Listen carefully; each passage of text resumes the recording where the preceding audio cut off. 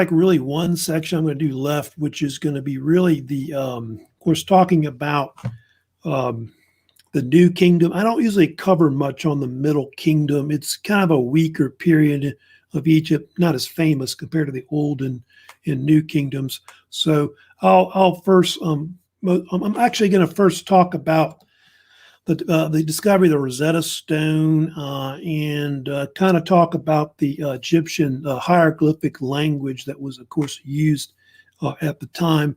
And if you know much about hieroglyphics as an actual language, it is one of the oldest, of course, in the world. It's usually called, just I guess the proper name that they usually call it is Egyptian hieroglyphs. Some people also say Egyptian hieroglyphic writing, if you want to call it that as well.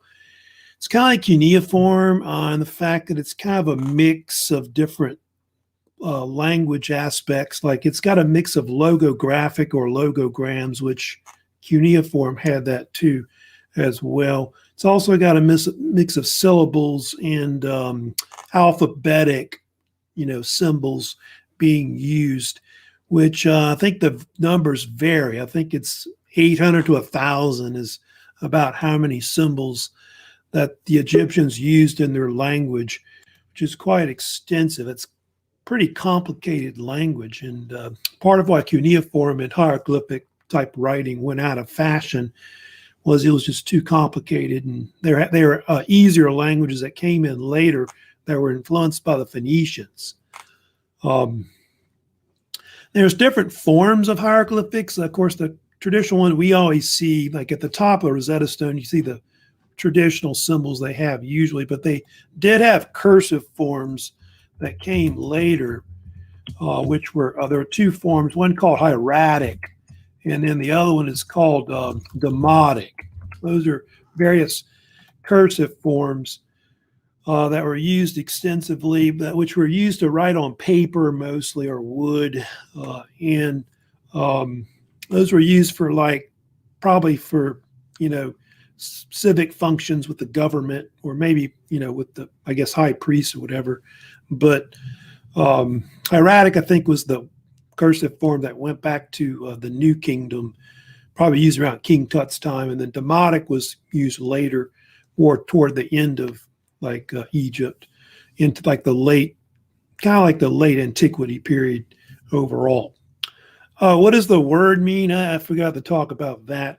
The word hieroglyphs, it's really from two Greek words. The Greeks coined it a long time ago, but the word hiero can mean either, it's kind of different ways they usually translate it, but either means sacred or priestly. So Hiero, sacred or priestly. And then the word glyph is a word that can mean either carving or writing. So sacred carving, sacred writings, or priestly writings, whatever.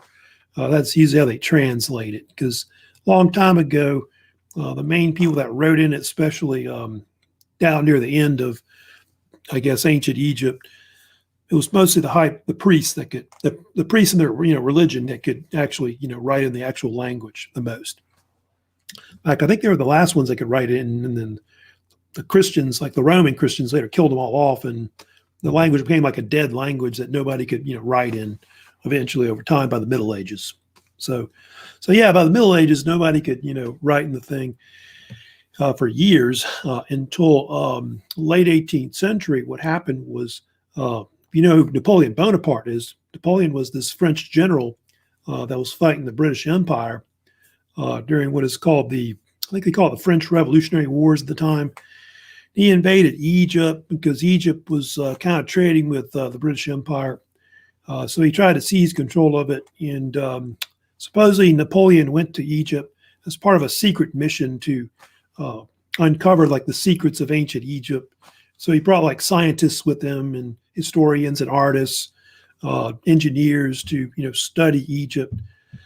And of course, in 1799, as you know, they found this stone in a little town in the delta part of the Nile called Rosetta. They coined it the name Rosetta Stone. And stone weighed about half a ton, maybe 1,000 pounds or so. And it was found in the wall of a fort in Rosetta, found by some soldier of Napoleon under him. And they pulled it out, and they realized it was something important. And what the actual inscription on it was actually the Rosetta Stone had a inscription, which was on the on a king of Egypt named King Ptolemy V was his name. King Ptolemy V. I'll put him up on the screen here, and it was about like his coronation, like him being crowned king of Egypt. And it was written in 3 languages, I guess, because there were more than one. You had the Greeks living there, and you had people that, knew the hieroglyphic language and all that. So they wrote it in multiple languages. And the 3 languages they wrote it in were hieroglyphs, of course, which was written at the top.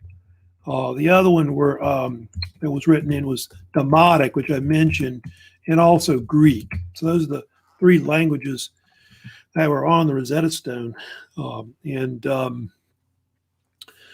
think that second one, Demotic, was pretty important because it was supposedly one of the keys to eventually deciphering that in Greek, because of really the only language that had survived from Egypt that was still being read was Coptic. Coptic, I didn't really talk about, which is spelled, if you want how it's spelled, Coptic, Coptic, is like a type of variation of hieroglyphics that was like with Greek letters, the Greek alphabet, used by the Coptic Church in Egypt still. And it was one of the key reasons why they were able to decipher it, because of that. There was a Frenchman named, you can see here in this slide, named Jean-Francois Champollion. He's the one that actually translated the Rosetta Stone, and he was really the first person to really was able to read hieroglyphic type writing in modern times. And he realized it was kind of like an alphabet. It was actually phonetic. You could speak the words, and it's like 1822, I think is when he translated it, the Rosetta Stone. And he was considered one of the first major Egyptologists that went to Egypt. And he began reading like the hieroglyphic language on the actual buildings and stuff. So that's who Champollion was. But the Rosetta Stone itself is in the British Museum in London. That's where it's at now. It's kind of controversial stone artifact, and I think the Egyptians want it back, but the British refused to give it to them. So anyways, it's kind of controversy, but it's controversy behind it. But Rosetta Stone and probably King Tut's tomb, those 2 things really probably are considered the 2 greatest discoveries really in ancient Egypt. All right, let me move on and talk about the New Kingdom next. Of course, like I said, I'm going to skip over the not really going to talk about the Middle Kingdom. The Middle Kingdom was kind of this weak state that wasn't that powerful compared to the Old and New Kingdoms, although Egypt starts to shift southward into southern Egypt around the city of Thebes. Thebes will become one of the largest cities in Egypt, now called Luxor is the name of it today. And the New Kingdom rose out of a period that was called the Second Intermediate Period. I kind of talked about how the major periods of Egypt had like multiple periods to it. I don't know if you remember that correctly or not, but I talked about how Egypt had multiple periods. Where's those periods? Right here. The Old Kingdom, Middle Kingdom, New Kingdom. They had these minor periods between them, which were called intermediate periods. Well, there was an intermediate period between the Middle Kingdom and the New Kingdom, which was here. And during that time, they got invaded by these people that were called the Hyksos. Yeah, Hyksos, they were dubbed.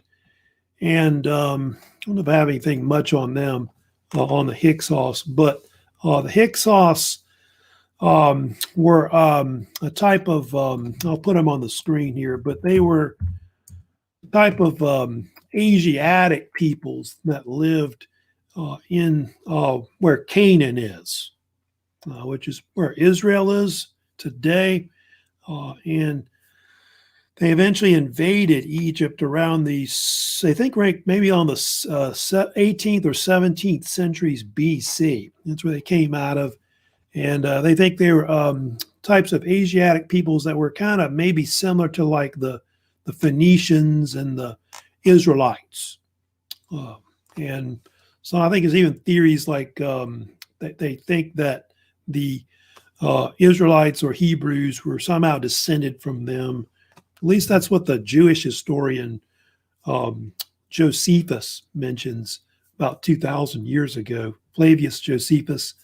And there's the name Hyksos is a Greek name. They think it means different translations, but usually it means, I think the term foreign kings is kind of, I think, a common name I know they use for the term Hyksos. That's how I usually say it, Hyksos, not Hyksos. And foreign kings or rulers of foreign lands, I think, has been another translation that they basically translated as.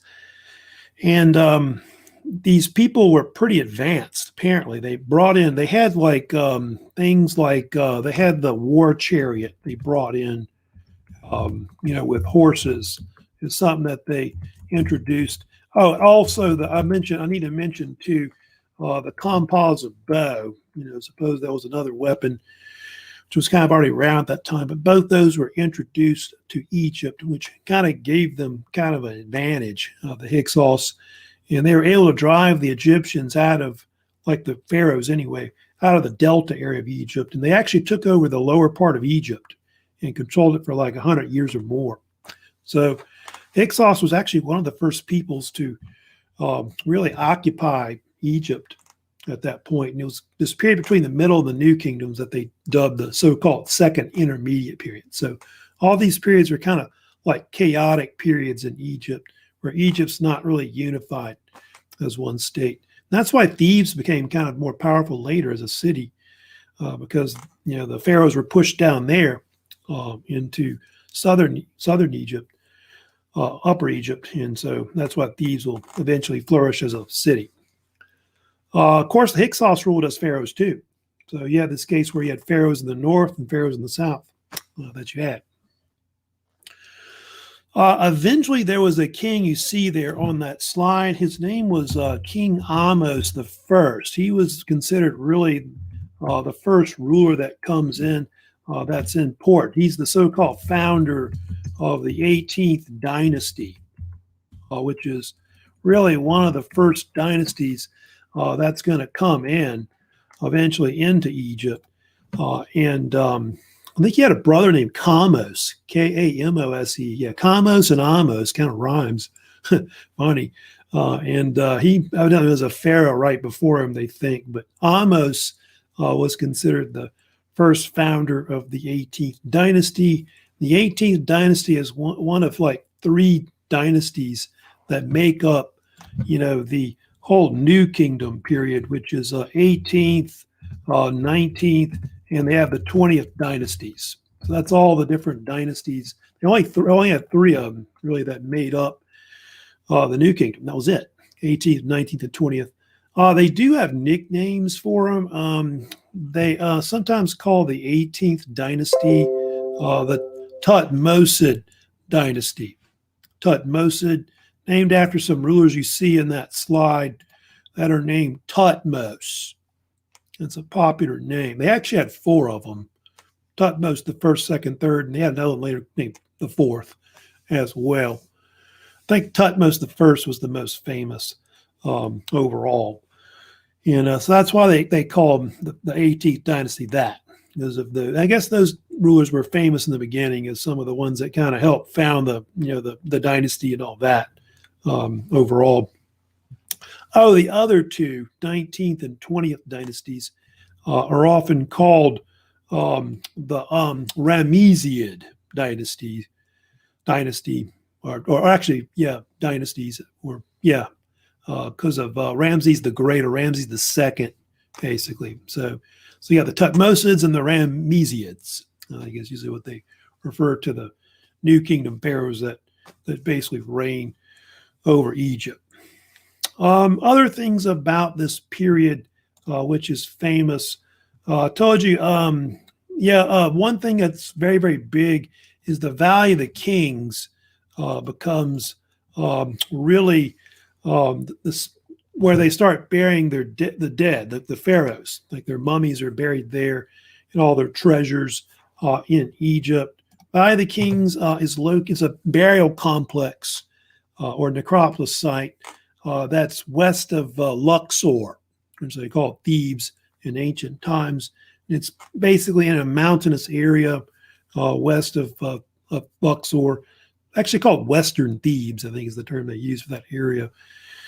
And over 60 tombs were eventually buried there in what are called rock-cut tombs.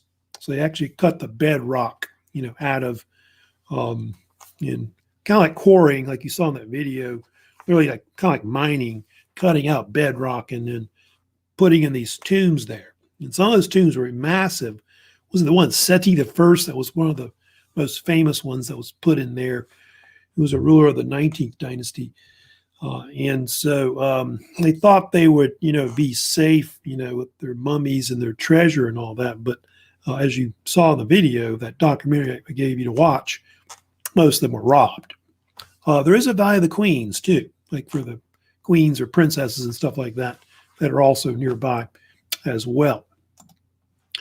Also, Thebes became like, one of their capitals as well. Thebes and Memphis pretty much remained like the two main cities in ancient Egypt, but Thebes becomes like a big cult center for the god Amun, state god, which was based mostly at the Temple of Karnak, which of course you probably watched in that video as a whole. So that's who King Ahmose is. Oh, by the way, I'll go up here real quick, but there was a ruler named Thutmose the First, which the video talked about, that documentary you watched. Thutmose was important. It's one of the early pharaohs of the 18th dynasty. He's the one that pretty much started the Valley of the Kings. He was the first pharaoh to be buried there. And so after that, over 60 pharaohs get buried there eventually. All right, so let's talk about some of the famous pharaohs. I'm mostly going to talk about the 18th dynasty. The 18th dynasty is really the most famous period of really the New Kingdom, and they know more about that dynasty than any other dynasty really in ancient Egypt's history. This was a golden age, the New Kingdom. It's also an empire building period. I don't really have a good map to show you about this period, but the empire of Egypt stretches from Egypt, Sudan, Libya, and it goes all the way up into where Israel, Lebanon, Syria, and part of northern Mesopotamia. So it's a large area that they eventually expand, which is probably double the size of the Old Kingdom. And it's pretty much the peak of Egypt overall. And of course, pharaohs that were very famous under Egypt, like you had the fifth pharaoh of the 18th dynasty, Queen Hatshepsut. She, of course, is one of very few female rulers that reigned over ancient Egypt. You've got her, Hatshepsut. Usually Nefertiti is counted as also one. And then, of course, Queen Cleopatra is later, but she's Greek. She's really part of the Ptolemaic dynasty. Sometimes they don't count her, but she's a later ruler that's also in Egypt as well, after the Alexander the Great conquers Egypt. Her brother had reigned originally, like if you go up here, of course, the Tutmosids, of course, you had Thutmose the Second. Thutmose the Second was the son of Thutmose the First. And he was also the husband and stepbrother of Hatshepsut, of course. And that was quite common, that a sister would marry half sister married half brother. That was quite common. They would keep the bloodline, then the royal family. Thutmose II died young. So what happened was Thutmose had a son who was named Thutmose III. He actually was a pretty good ruler later. He was kind of militaristic. I think they called Thutmose III the Napoleon of Egypt or something like that, because he was a great conqueror, conquering parts of like Mesopotamia and the Sudan. But he was too young to reign at the time. And so Hatshepsut basically took over. I think she was at first the regent, and then she became the permanent ruler for around 21 years or so. And under her, Egypt flourished as a golden age. They began trading with aspects of Africa. I think in the video they talk about how Egypt began the trade with Somalia, which is on the east coast of Africa, area that the Egyptians called Punt, P-U-N-T. Looks like punt, like a punt of football. But well, yeah, military action too. Yeah, she may have led troops in battle. Later, her stepson was pretty powerful as a military style ruler, Thutmose III. They began pushing into the Sudan, Nubia, and then also into like where Western Mesopotamia is, into like Israel, Lebanon. So under her, they had great wealth, overall. Yeah, she had a great lineage. Her father was, one of the first great kings of the 18th dynasty, King Thutmose I. The third. He was really the third pharaoh of the 18th dynasty. Of course, she's known for her mortuary temple that she would construct in western Thebes, across from Luxor now. And of course, the Egyptian name is Deir al-Bari, which Deir al-Bari is a Egyptian name that means the northern monastery, or something like that, because it was later used as some kind of monastery by the Christian Coptic Church in Egypt. However, the original construction of it was built in the 15th century. It was built by this man named Senamut, which, the documentary I gave you talked quite a lot about him. He was very close to Hatshepsut. He's one of her chief ministers under her. And he was pretty much in charge of building her works and statues and other things. Yeah, they may have been lovers, but I don't know if it's ever been proven about that. But that's how they think it looks. As you know, around the 20th century, they reconstructed it. It later collapsed, the temple, and it's since been rebuilt. So it's known for its causeways that run up to the top of it. And it's got, I think, three multiple levels to it, with a lot of statues that were built on the back part of it, which honored the god Osiris, which was the king of the dead. She was also buried in the Valley of the Kings, and they actually discovered her mummy in 1903. I think that's the year. I think Howard Carter found her mummy, but they didn't know it was hers until just a few years ago. So she's quite an interesting woman. She's considered really the first famous female ruler in history, at least up to that point. But Egypt, a lot of them didn't like her because she was a female ruler. And so after she died, her monuments were all defaced. I think there was cases where they even took her statues and they buried them because they didn't want anybody to know that she actually had been a ruler. Then they had this other ruler named Akhenaten, who originally was called Amenhotep IV. But he's called Akhenaten now. And Akhenaten was this radical pharaoh who lived in the 14th century. I believe he was the 10th pharaoh of the 18th dynasty. The Egyptians had a nickname for him. They called him the heretic, believe it or not. And he was known for this radical monotheistic cult that he tried to force on the Egyptians.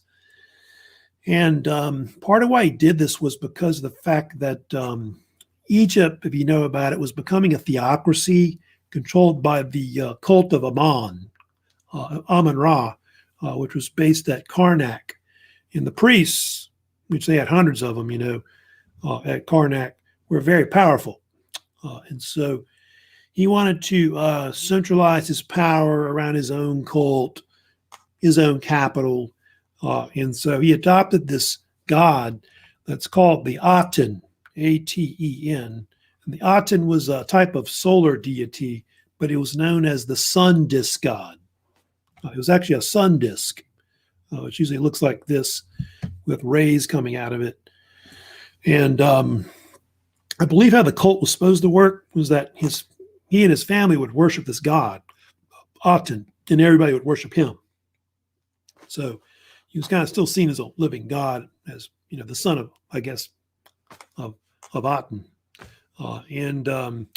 Then he built up. So he changed his name. So he changed his name to Akhenaten, which I believe the translation of his name means the living spirit of the Aten. That's what the name means. And then he built a cult center at a location called Tel El Amarna, which is located, I guess, in about the middle of Egypt. It's about halfway between where Cairo is and Luxor today. And he called it Akhetaten, which means in hieroglyphs, the horizon of the Aten. And they usually call this period of his reign with his wife, Nefertiti, the Amarna period. They dub it. And they, of course, in Egypt, they still call it the location of where his temple was. It's still called Amarna or Tel El Amarna.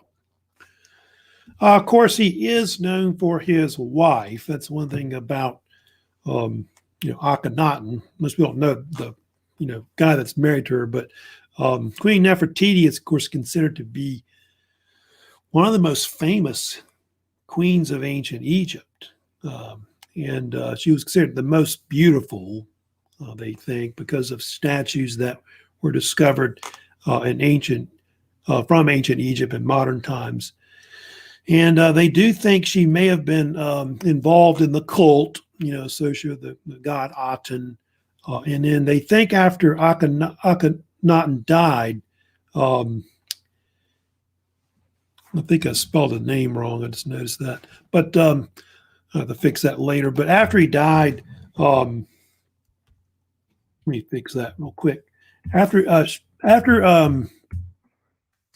he died, she was ruled briefly as pharaoh, which may have been for a few years. She may have been the regent also of, they think, King Tut that came in afterwards, although that's kind of debated. And it's still debated about whether she really reigned as a pharaoh. Recently, they thought they found her mummy, but they don't think they found it. They found some woman they found in a tomb in the Valley of the Kings. I think they called her the young lady or something like that, but it proved to be not her, I think, is what they know. So I don't think they found her mummy. They have found Akhenaten's, mummy. Then they had King Tut, or Tutankhamon, of course, as they called him, which is spelled different ways, the end part of the name. And, of course, Tut was one of the last major kings of the 18th dynasty. He reigned about 10 years, or 9 or 10 years, they think, overall. And Tut's not known for much, when he was alive. In fact, I kind of joke sometimes that he's more known for being dead than being alive. During his reign, which was more toward the end of the 14th century BC, they believed that Tutankhamon was instrumental with his ministers in restoring the cults of ancient Egypt, which, his father, Akhenaten, tried to get rid of. And originally his name was Akhetaten. If you read right here, he was born with that name, and then he changed his name to Tutankhamon after they reverted back to the old cult of Amun. And he also moved the capital back to Thebes, and Thebes became the cult center again overall. But it's not known for too much. In fact, he would die close to about the age of 18. And then after that, he was kind of unknown. Very few people knew who he was. I think there was cases where they even tried to erase who he was as a pharaoh. And there were two other rulers that came after him that were part of the 18th dynasty. They were mostly ministers of King Tut. But the dynasty would end after that, and the 19th and 20th dynasties followed later after that. He was known as the Boy King. Of course, you've probably heard that nickname before. They called him that because of the fact that he reigned so young, as mostly as a boy. And so he never really got fully into adulthood. So he was around 18. Now, what killed him, that's been debated forever. For the last almost 100 years, they've debated about what killed King Tut. King Tut had a lot of illnesses, which they think a lot of it was from all the inbreeding that was within the royal family. And he had a problem with one of his feet. He had like what they call a club foot. You know what that is.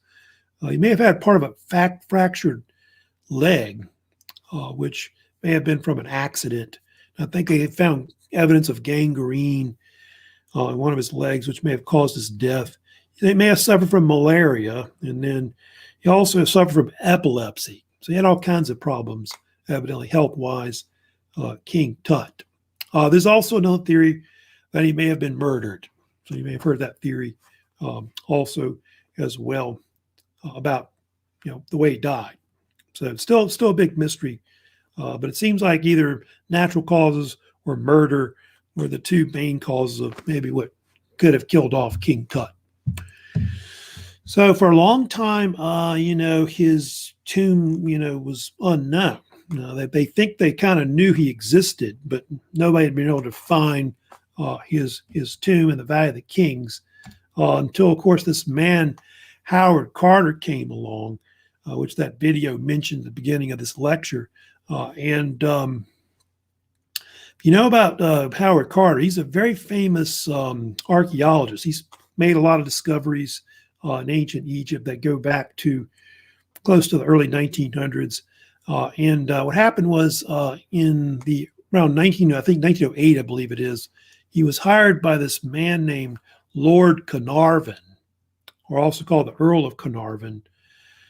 And you ever watch that show, Downton Abbey? I think it's on TV a lot, and people like it a lot.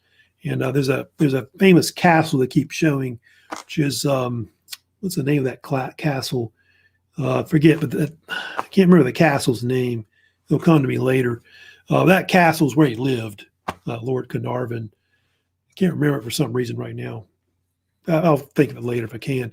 But he lived there. His real name was George Herbert, and he was known as the Earl of Carnarvon. And anyway, he was very interested in ancient Egypt. So he had gone to Egypt, taken a lot of pictures of it, and he'd heard about this King Tut that may have been a possible king. Anyway, he hired Howard Carter to find it, excavate it, the location, the Valley of the Kings. And it took years. I think it took him like 14, 15 years to find it, multiple digs. And eventually, in November of 1922, they uncovered a staircase going down to where the entrance of the tomb was. And that's how they found, of course, King Tut's tomb. So it would later be opened in 1923. And of course, when they opened it, it was a sensation, because of, what was found in the tomb. It was a very small, tomb. It only had 4 chambers to it. It's kind of a picture of kind of what it looked like.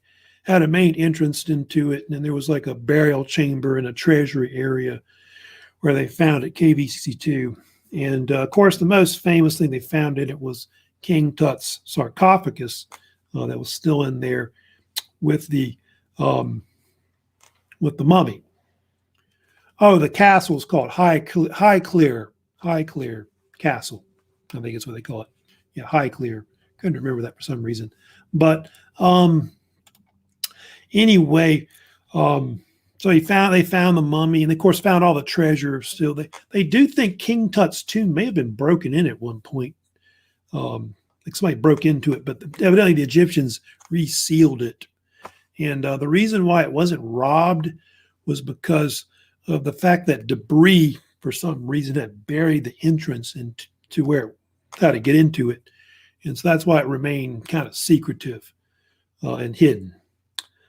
King Tut's tomb, is pretty important because it's like the only major tomb they found in the Valley of the Kings that was intact with everything in it, So that's why it's so famous. And of course, they found the death mask, of King Tut. They think all these pharaohs had, these death masks that were probably gold that were put, on their mummy. And so that's the one of King Tut. I've actually seen it like years ago when I was a kid, and it's pretty amazing. I've seen the mummy too of King Tut. So, of course, he had a wife. He married Akhenamun, I think how they say it. That's their mummies, and she was like a daughter of one of Hatshepsut, not Hatshepsut, of Akhenaten, one of his daughters that he married. I think they were step sister, step brother is what it was. They had 2 kids you saw in the video, but they evidently died, and so they didn't have any children. She's shown up in movies too. I think the Mummy movie. She's a character. If you know about that. Not sure why they used that one, but anyway. Of course, there are 3 coffins they found, like sarcophagus, coffins they found, of course, of King Tut, all made of wood and gold. Each one weighed about 200 pounds. It's pretty heavy. So pretty protected, I guess. That's the other one, of course, which is right here, that they also found as well. And that's his throne that he sat on. So they found all kinds of treasure, inside of. And his mummy's still in the tomb today. They put it back in. Of course, there's another story they always talk about, with Howard Carter and the discovery of King Tut's tomb. I don't know if you heard about the curse of the mummy or the curse of the pharaohs. That's a famous story that's well known. And supposedly after they opened the tomb of King Tut, a lot of people began to mysteriously die. Strange, including, by the way, Lord Carnarvon, who I talked about from that famous castle I talked about. And he died mysteriously from an infected mosquito bite. And then a bunch of other people went in the tomb too, and they started dying. And so I forget how many people died, but it was like 20 or more may have died at one point that were involved with Howard Carter's excavation of it. So very, very weird. So a lot of people think there was a curse on it. There's even cases where I know if you know about it, they'd have these tours where they would bring, the mask of King Tut and the mummy. That's actually how I saw it. It was somewhere in the United States. I saw it like at a museum where they were touring around the country. And in some cases, they would bring it somewhere and something bad would happen, strangely, to people or in the museum or something weird.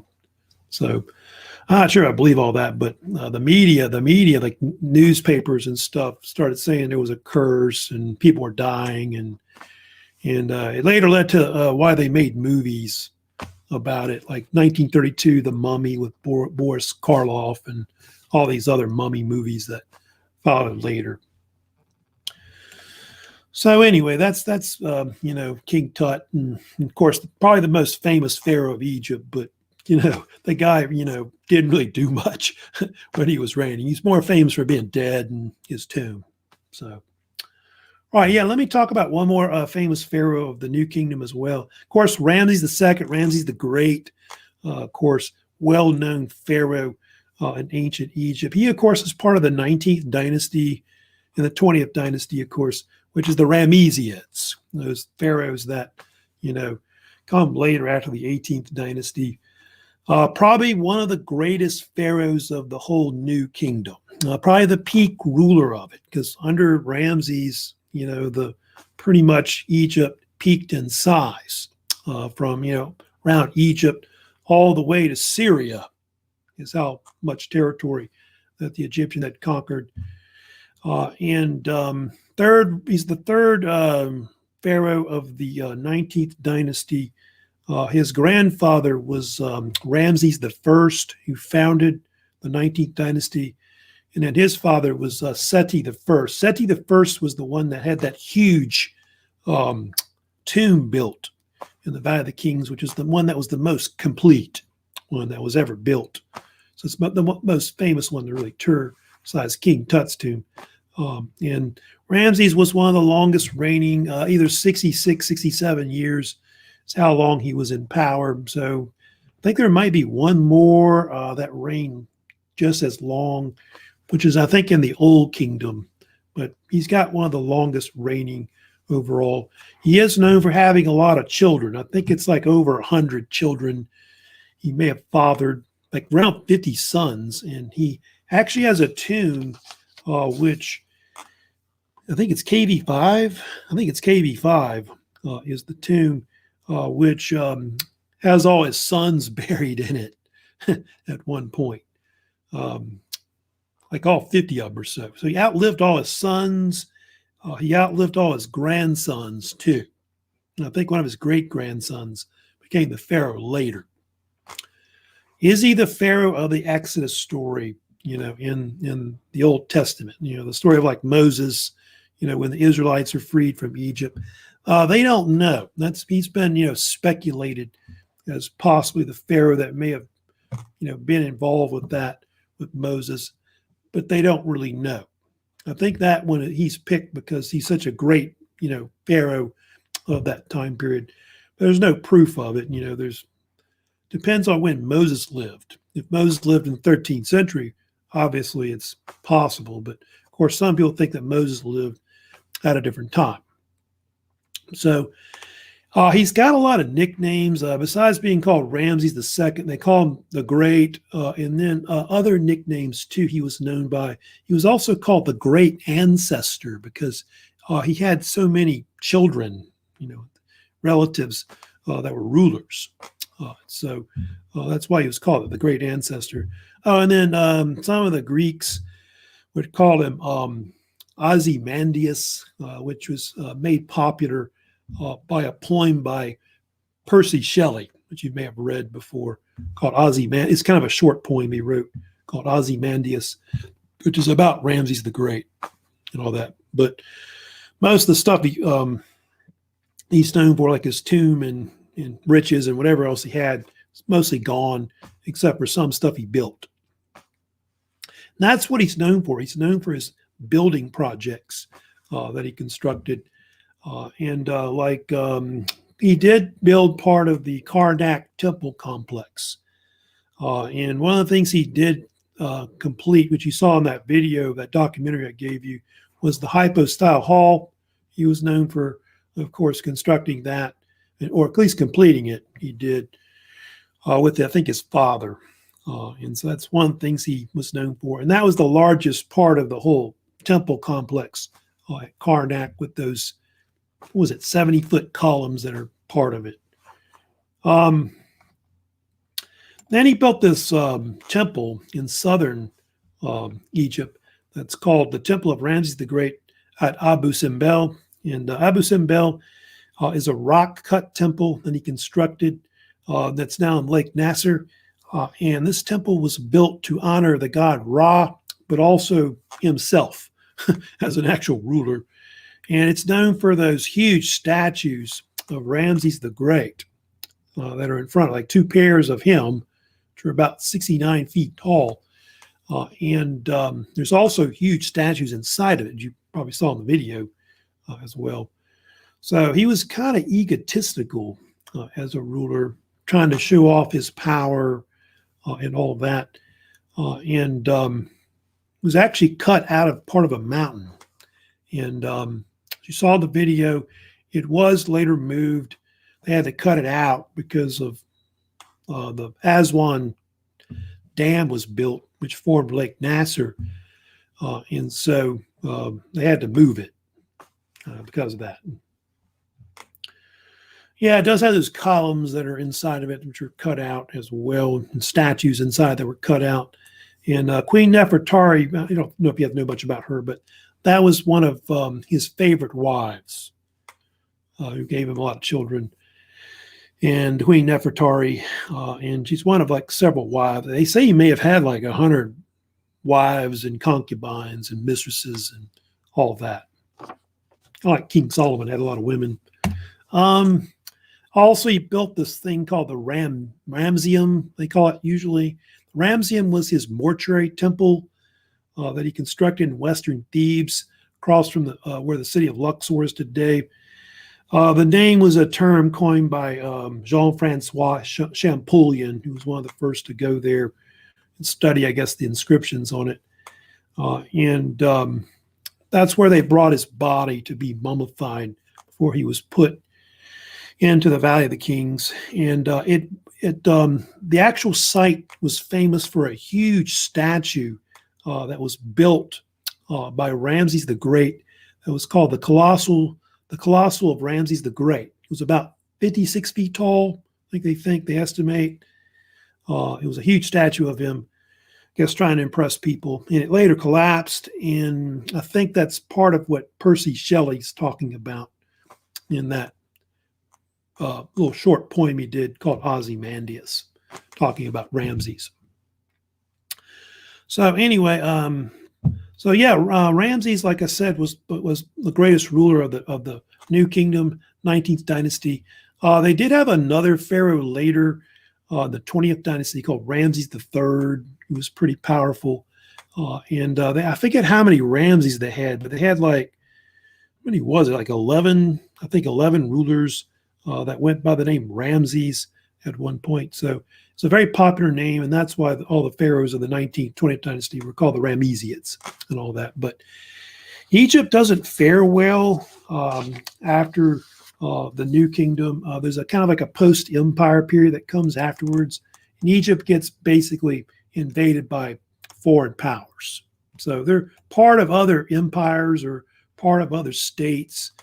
And so in the Iron Age, Egypt's just not a equal power to other states.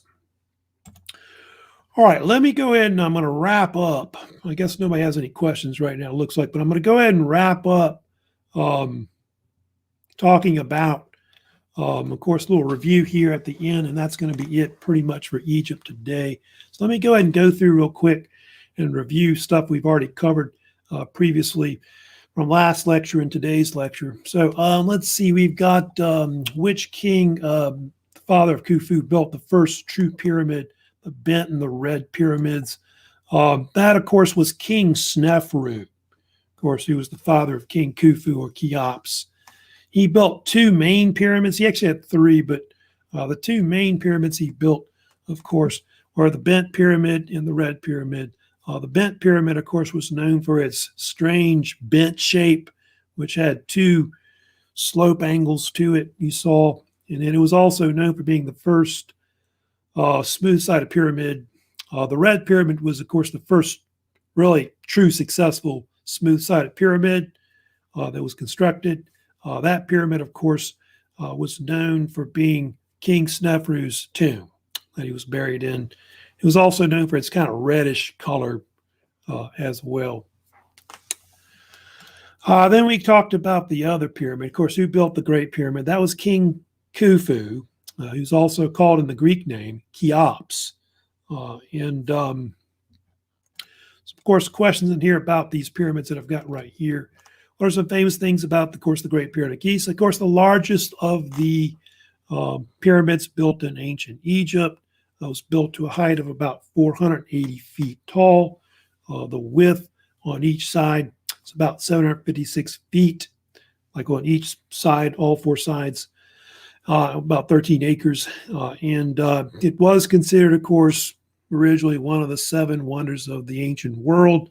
Of course, the only one to survive from ancient times. I think I told you they used about 2.3 million stone blocks in it, which I guess was the most stone blocks ever used in any of those pyramids that were built in ancient Egypt.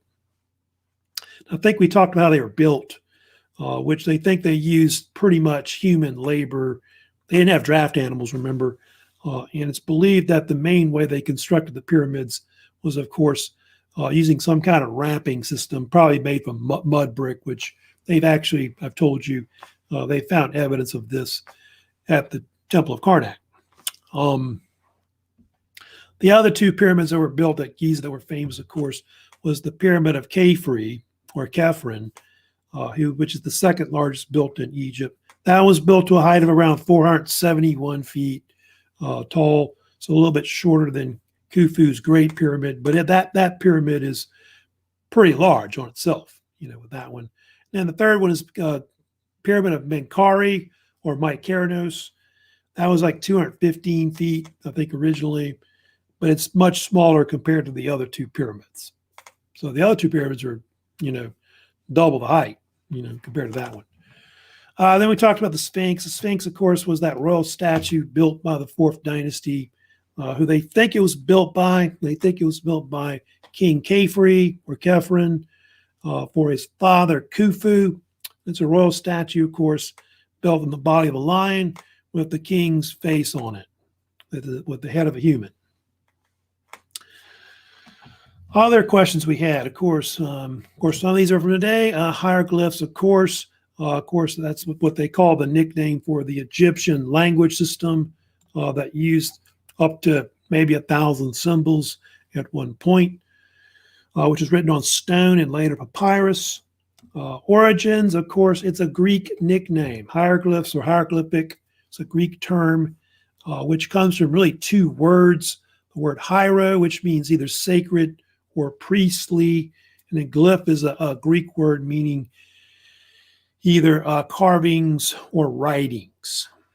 Of course, there were cursive forms of hieroglyphs as well later. Hieratic was the one that they first developed around the New Kingdom. And then the late period, down to like the end of late antiquity, they had another version called Demotic. I think a lot of the lower classes used Demotic. Why was the discovery of the Rosetta Stone important? Who discovered it, or when it was discovered? It was found in 1799 by Napoleon's troops when they invaded Egypt. It was important because of the fact that it led to the deciphering of hieroglyphs, which became a lost language during the Middle Ages, because all the people that could read it were dead. And so it took them a long time. I told you that the Rosetta Stone was an inscription of one of the Ptolemaic kings of Greek Egypt, which was Ptolemy V. The guy that translated it was Jean-Francois Champollion.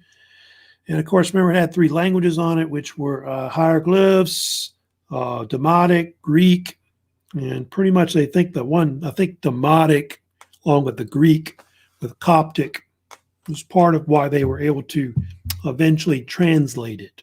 It was like the decipher key, Rosetta Stone. Hyksos was this invasion of Asiatic peoples, which they think were kind of like Semitic, that were around Canaan, where Israel is, and they came into Egypt and conquered like the lower part of it, Lower Egypt, and became even pharaohs at one point, ruling as kings. Hyksos were believed to be these Asiatic peoples that were armed with like composite bow. They had the war chariot. They brought in the horse to Egypt. And so with that, they were able to take control. Of course, there's been different theories about what the name Hyksos meant. But I think it was the Greek writer Manetho who coined it, Hyksos, which means in Greek, foreign rulers, or rulers of foreign lands, because they were foreign powers that reigned over them. They weren't really true Egyptian. They were driven out by the 18th dynasty. They kicked them out. And there was a king named King Ahmose, or Ahmose the First. He founded the New Kingdom, what they call the 18th dynasty. That started a new period in Egypt, 18th to the 20th dynasties. So those dynasties came in, 18th, 19th, 20th dynasties. They ruled over Egypt. 18th, I told you, was called the Tutmosids because of all those guys named Tutmosis that were pharaohs. And then the 19th and 20th dynasties were called the Ramesseums because of all the pharaohs, like 11 pharaohs named Ramses that reigned. The Valley of the Kings, of course, was a necropolis site where all the pharaohs were buried, which was in western Thebes, across from Luxor. And that site, they built over 60 royal tombs that were like cut into the bedrock.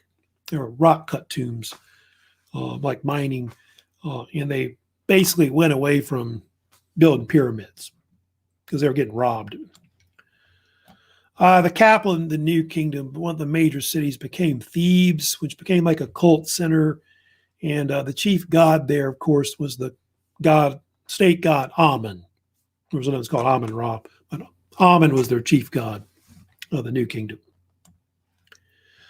Who was Hatshepsut? Queen Hatshepsut. She was, of course, considered one of the only very few female pharaohs of ancient Egypt. She ruled over 20 years. And I think there's like only 3 that were female pharaohs, like Hatshepsut, Nefertiti, and of course Cleopatra. And she was the daughter of Thutmose I, who was one of their first great pharaohs. And so she was heavily influenced probably by him. She was known for her famous mortuary temple, the Temple of Hatshepsut, that's been rebuilt in western Thebes, across from Luxor.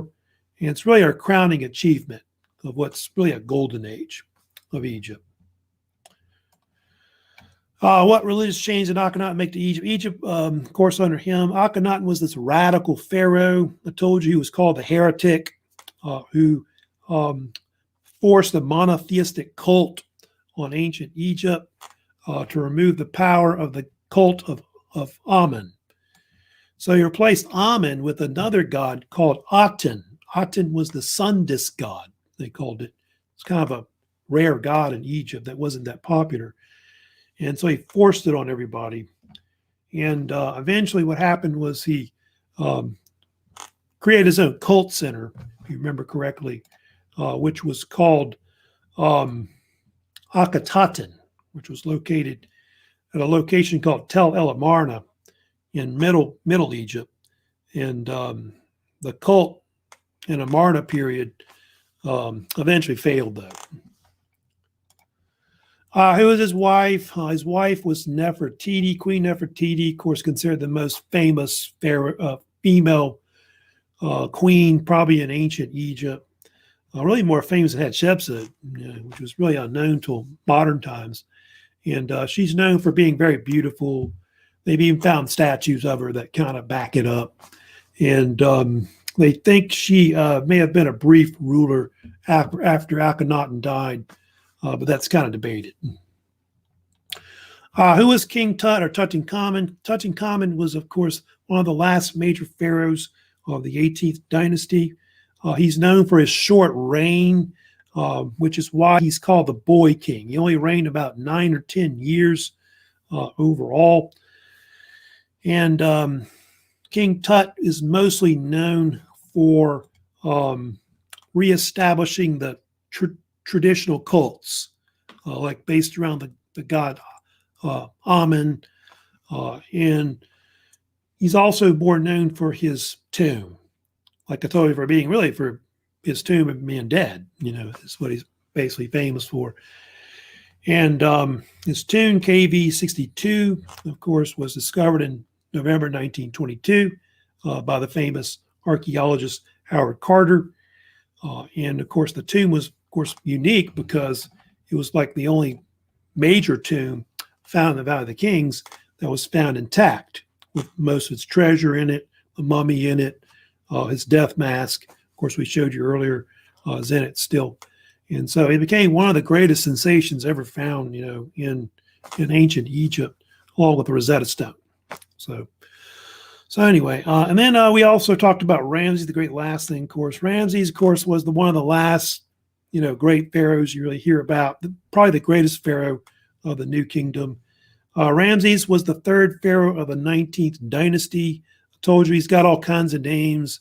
the great ancestor Ozymandias, which I guess Percy Shelley kind of popularized. Of course, one of the longest reigning, 66, 67 years. He reigned as Pharaoh, but they don't really know if he's the Pharaoh in the Exodus story, which we kind of just briefly mentioned about. So yeah, he's known for a lot of his kids and all that. He's more known for now his building projects in ancient Egypt, with really his most famous temple that he constructed was the one of Temple of Ramses the Great at Abu Simbel, which is one of several that are basically in southern Egypt. He also built the Ramesseum temple, which is mortuary temple, Western Thebes, and then he's also known for constructing parts of the Temple of Karnak, like the hypostyle hall. So anyway, that's it for a review on that, like Egypt. So that pretty much wraps up ancient Egypt as a lecture topic. So it's good that I've been able to finish that. Of course, talking about those dynasties of the New Kingdom overall. The three languages, if you missed that of course were inscribed on the Rosetta Stone were hieroglyphs, Demotic, and Greek. So those three that were there. Anybody else have any other questions about today's lecture? Of course, today I will lecture again at 1 p.m. I don't know if this lecture will be as good as the 1 p.m. one, but we'll see how that goes. But I'll have another lecture time at 1. But if there's any questions, comments about this lecture, let me know about it through YouTube. If you have any other questions about something else besides that, about the class, whatever, just email me as well. So I guess that's it for now. If nobody else